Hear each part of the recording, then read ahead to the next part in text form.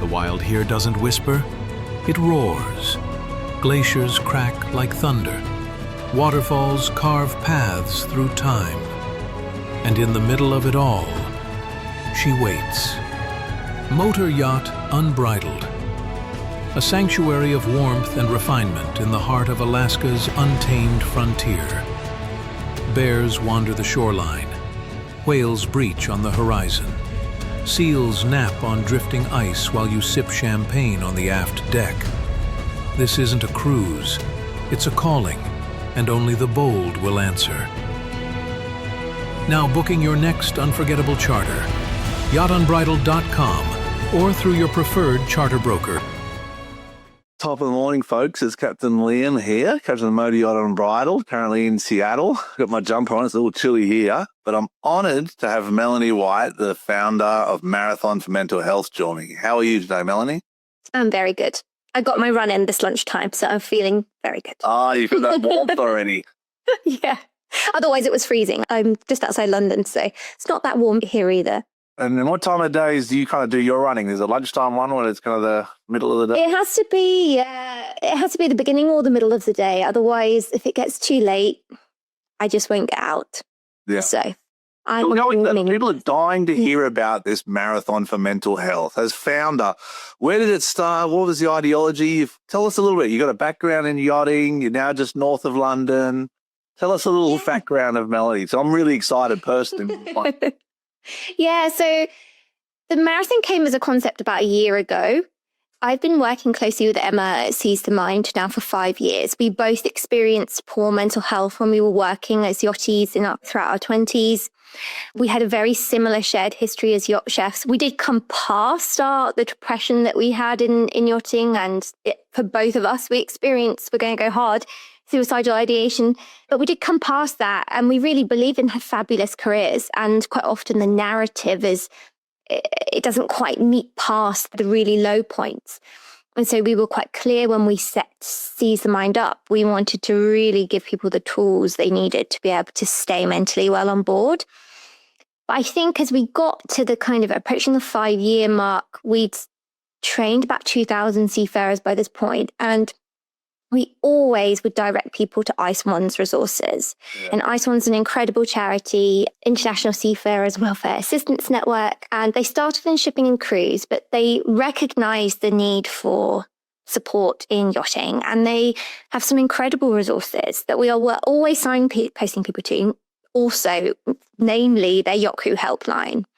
And that's specifically for yacht crew, correct? That's just for yacht crew, and it's such an amazing resource. And we thought, how are we getting 2,000 seafarers in now? And they still don't, the awareness is still not quite there. And so we work closely with ISWAN anyway. And I approached them about a year ago, and I said, I just think there's just an awareness piece missing. I don't think there is. I think it's just that. And it's just because yachting is quite a bubble. Yeah. If you've been in shipping and cruise for eons, it's pervasive, and it goes through, rigorous, employment schedules, it'll be there. But corporate. Yachting is corporate. Commercial shipping is corporate world. It is. And it's structured. It's structured, absolutely. And so I was like, I just think there just needs to be something that breaks through into yachting that is just a bit outside that corporate structure, really. Yeah. And so I said, I basically just wanted to put in place what I would have wanted as crew, really, when I was at my time. Like, you're working to the bone all season and you're craving that time off at the end.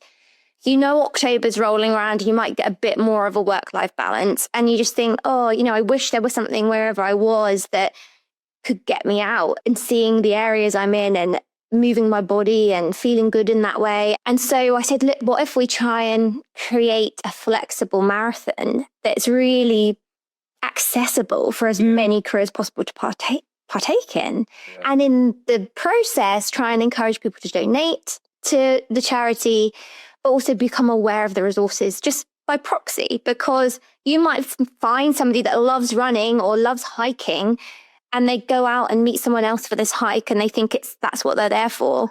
But actually the connection is what they're there for. And they might take home that information about ISWAN. Yeah. And when they really need it in the thick of a season, next time they're in, that little seed's there, so in a weird way, some really passive marketing for ISWAN. And so that's, to build awareness. And so that's where it began. And then up until this point, it's been a whole year of knocking on people's doors like, do you want to do a flexible marathon?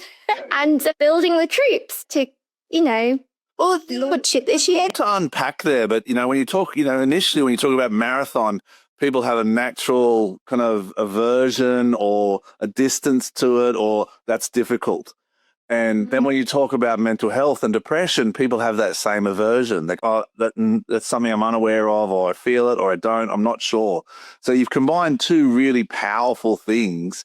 And what you're doing is absolutely phenomenal. I, from the bottom of my heart, cannot thank you enough. It changes my life every day when I kind of wake up and go, I have to do my 5 kilometers. I have to get to, for some reason, I'm 50 kilometers. And for me personally, when I started this with you, I had quite a bigger crew, but we've reduced the crew over winter.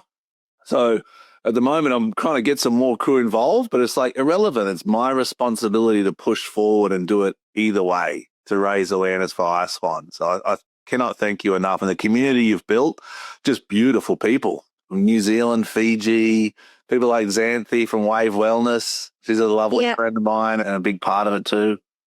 Yeah, absolutely. And I think that's also been what was by default has been the most wonderful thing about it, is this really just lovely community of people. Like every single time there's a picture come up or a selfie or a video come up of somebody going out there just to get, even if they're, just walking in their lunch break, seeing people get out and connecting over that has been really amazing. And what is it?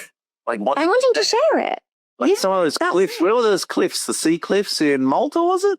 Yes. And she's amazing. So that's Katerina, she's on a 60-meter in Monaco, and she's been doing it, and she went away for the weekend. And so she was like, okay, I'll take my cap. I'm doing my walk while I'm there. And she went for a really beautiful sunrise hike that I don't know if she would have, pushed out the door that early. I don't know, there's something about there being this group mentality and also this challenge where it's just enough to feel like, oh, okay, I can do it, but it requires a concerted effort to show up for myself every time. That is quite special. Well, that's the core of, addressing depression. I'm no expert, and you've got a lot of experience with Seize the Mind. It's a wonderful course, by the way. I've done the course, but it's, that opening that door and having that vulnerability. And that's what I implore crew to kind of, and family and my kids, and just be vulnerable. It's okay not to be okay. But how do you find that help? That's the challenge. And that's where ISWAN and different organizations have come into yachting. In your experience, why do you think yachting creates such a difficult environment? Because it is different to merchant shipping, very different. It is different. I think there are pressures that come with any form of luxury hospitality that are very acute. And that kind of pressurizing environment means everybody needs to be operating at a high standard. And you have to do in hospitality a lot of masking. You do a lot of smiling when you're on. You do a lot of, it's your joy. It's a show. It is. It's a show. You want to run it. You are on your show. And the show is running for a long period of time. Yes, you might chat. It's a huge amount to ask of people that, everybody's going to have a bad day. But when also it's on for a long period, you might have back-to-back charters or the owner's on for a long period of time, any of those things. And then naturally you aren't accessing your normal tools for support, whether or not it's being with your family or, being able to get out off the boat for a run, exercise, dog or cafe. Exactly. You can't access those things so readily. So that's one kind of coping mechanism taken out for you. And then you throw in other things that are really like building blocks of mental health, like solid sleep. The alarm's waking you up. You might be on delivery and it's rough, or those things. And then you throw into the mix crew culture on board and how people are getting along and interpersonal relationships. That's hugely complex. And if you have that set, it's the best job in the world. if it's not there, it's one of the hardest jobs in the world. And so, but it's sad. It's not permanent. Like, you know what I've noticed? I've 25 years of yachting as a captain for 20 of it, but it's not permanent. Like, you have a great crew and we build it and we have a good energy, and then something happens, meaning you finish the season and then 2 crew leave, or if something happens and it's just, you lose that momentum. It's so hard to maintain that positivity consistently. And that's why I think the mental health first aid course and different courses at Seas of Mind and even Wave Wellness, the things they offer, it helps you with those tools to get through it, because it's not easy. Like, it really, you know, the older I'm getting, the more I'm noticing and becoming more aware of the challenges that my crew and other crew face.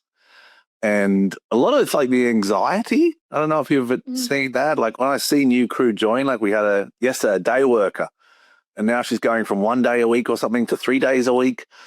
And she's just so excited about it, but she's also nervous and anxious and it's the unknown. And it's kind of like, you know, that leads into hopefully a positive experience, but it can easily lead in with the wrong leadership to a negative experience, you know? absolutely. I do think it's how to nurture people as individuals to get the best out of them, but also just, it doesn't stop the overall targets. And so it's how you balance that.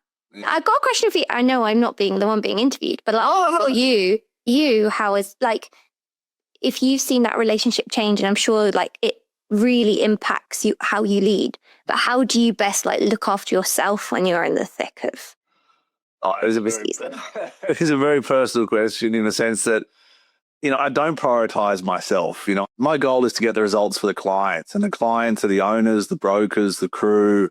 As a captain, that's your core. It's a selfless task. What do I do to, you know, give myself strength? Have conversations like this, Melanie. Wake up in the morning at 7 o'clock. My sun's not even up yet, meaning the sun with a light, not my sun. Yeah. It's coming up over Seattle. But conversations like this really help me kind of give power and kind of give me a better understanding of how I can be a better assistance and give me the tools. It's like ISWAN. I have no problem calling them, and I probably will, just to see how the response is. And we all need help. You know what I mean? We all need more tools. You know, there's a saying I always tell crews: you don't know what you don't know, and you can't be in trouble for that. Yeah.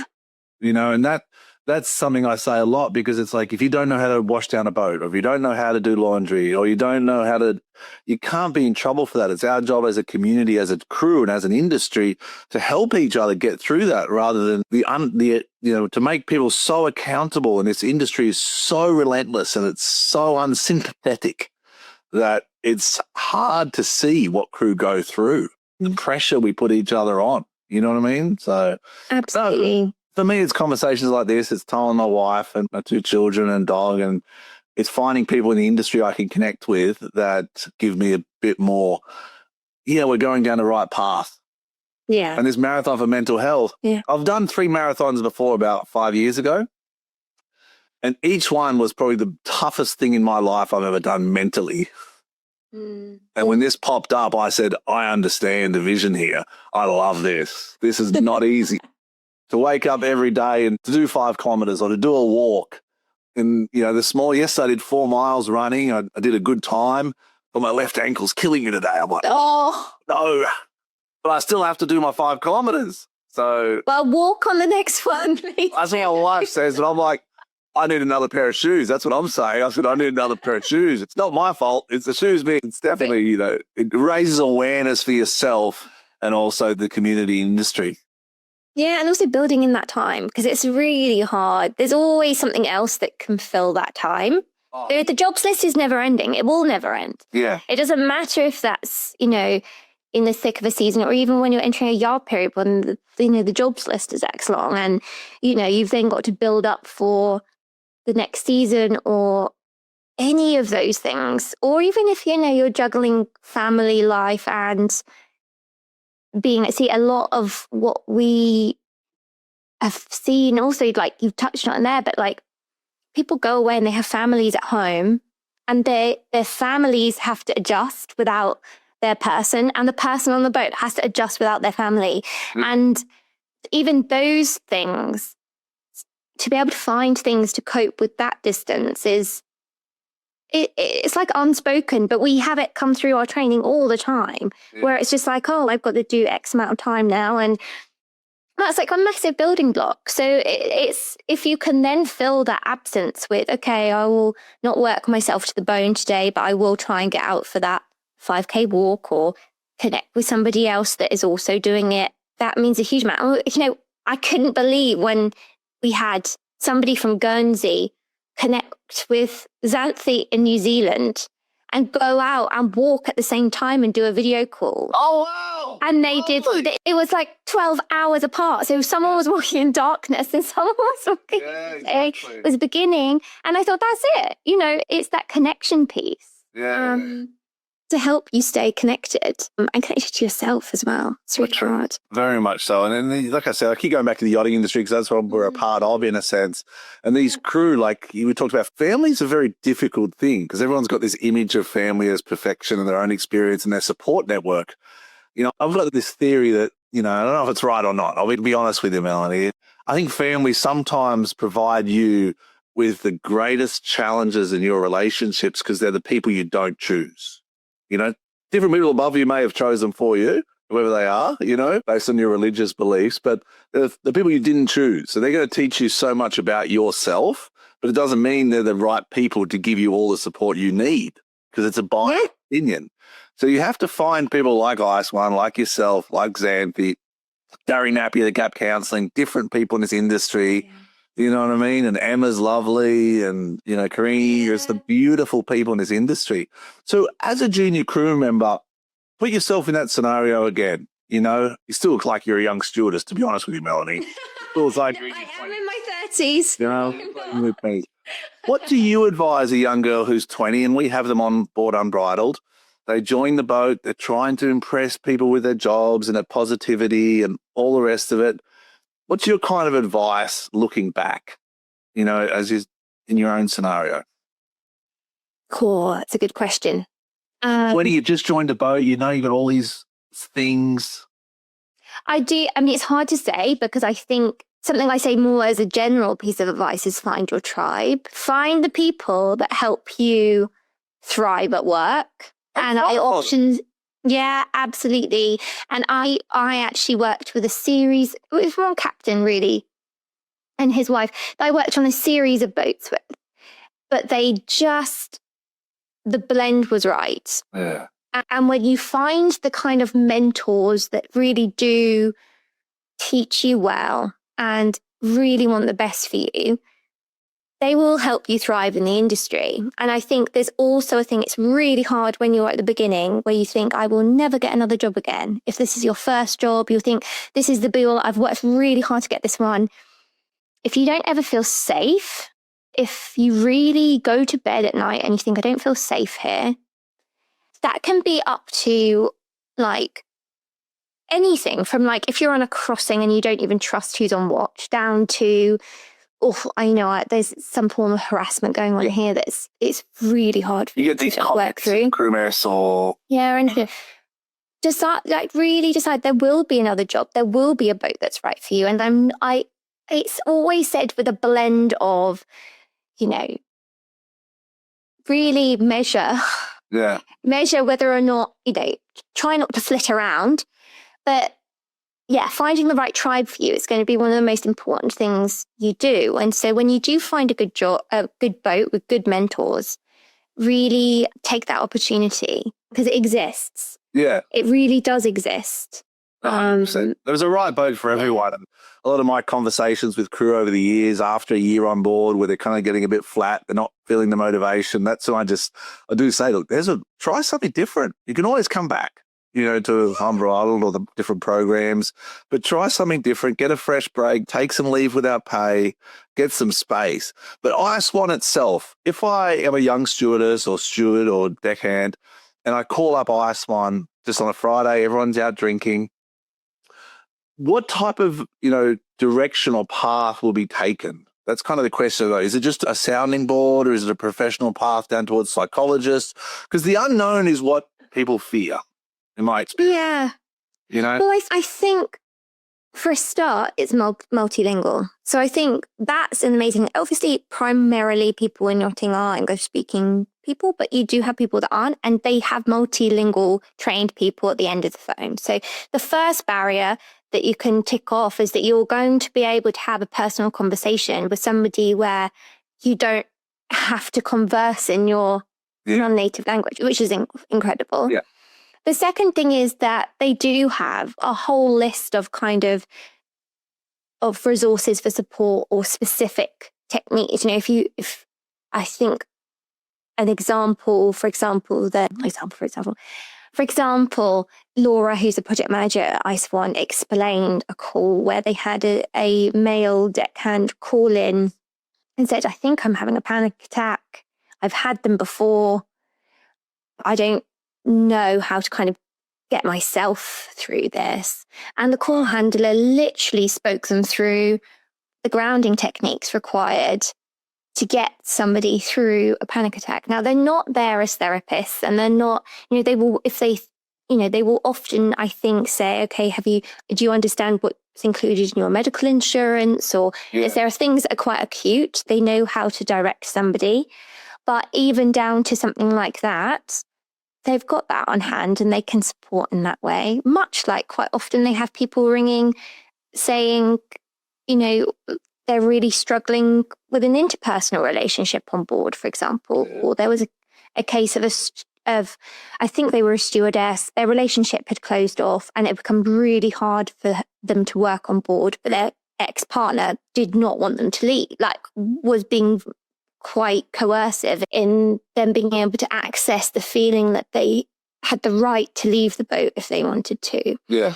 And so it's all down to those. There's a huge nuance of things that they can handle. Not so much psychotherapy or psychology. No. More of a support group. Yes, a support line. It's there as a supportive ear that then does have the kind of protocols to be able to direct you in the right places, or you can ring back and ask for the same person again. It's also confidential, so it's outside that network of that bubble on board where you've the captain, the chief officer, the relationships that can go on for hours, conversations about relationships on board, because that's a very difficult one. And it's beautiful. When it works, it's beautiful. There's nothing. Yeah. I love couples on board the boat because it's, number one, it's two people that get on, and that's always a boat. But so it creates this energy and this homely and this feel that, okay, that you can have a normal life. Like when I see couples on the dock at sunset or sitting down there and going for a walk, it empowers me to be better as a captain, providing a safe space here for people to nurture their professional and their personal relationships. You know what I mean? Yeah. But on the other side, when people are in St. Martin and there's parties, or south of France and there's parties, that's when relationships get a bit difficult to manage. You know what I mean? Yeah. And you've got a counsellor on the bridge, and I get a knock, and I'm like, all going to be okay. Let's just take some time. Let's change your roles up a little bit. Let's figure out how we can work together and get some space. You know what I mean? Take holidays separate is what I usually find true. That's also such a hard thing, right? It's finding the space. I think that is, in every sense of the word, one of the hardest things about working in yachting. Whether or not that's physical space or mental space or whatever it is, it's finding that realignment with who you are amongst what is all encompassing, which is yachting. You can't really have a career in it without it being almost your identity, but you really have to know who you are to not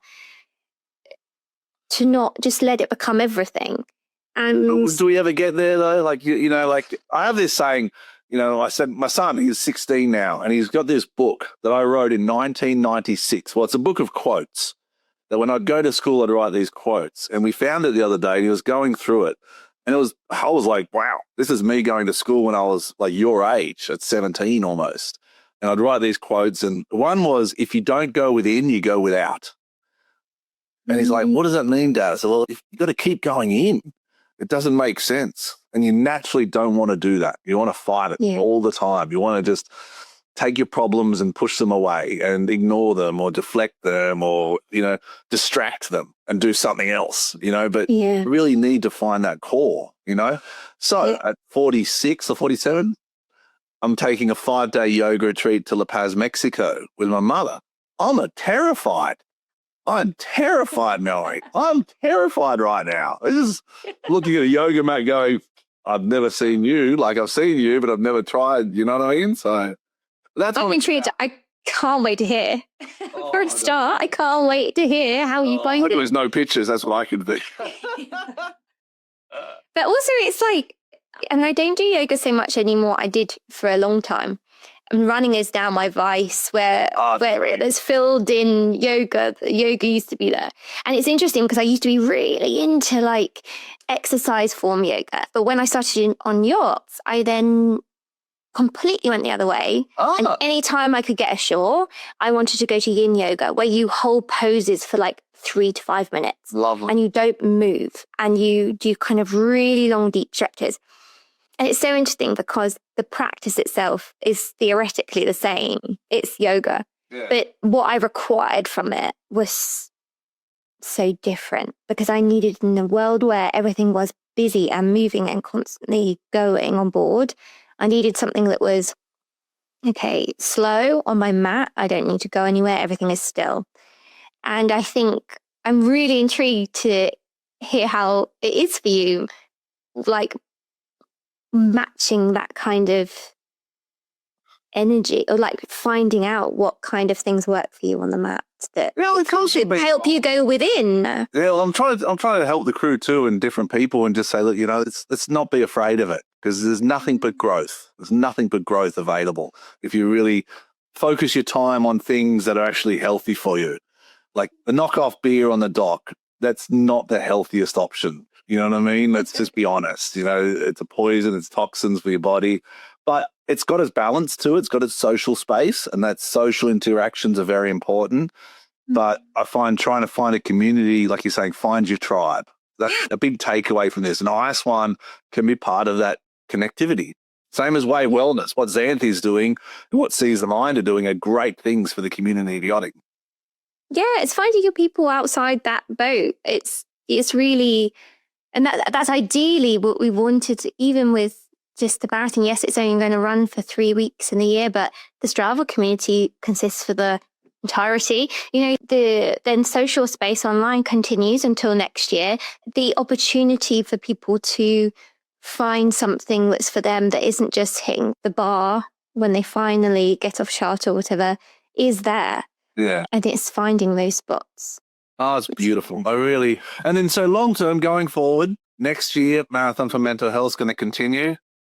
Absolutely. Hoping that, the first year is all about trying to make sure people know it exists. And hopefully next year we just see it build and kind of get bigger and more crew involved. But I think we've got 10 days left. And so in the aim of trying to get as many people, at least at this point, it's too late to do really the full marathon, but in the aim of getting more people involved, we're going to do a 5K in 1 day, ideally, on the 29th of October, and try and have as many crew as possible.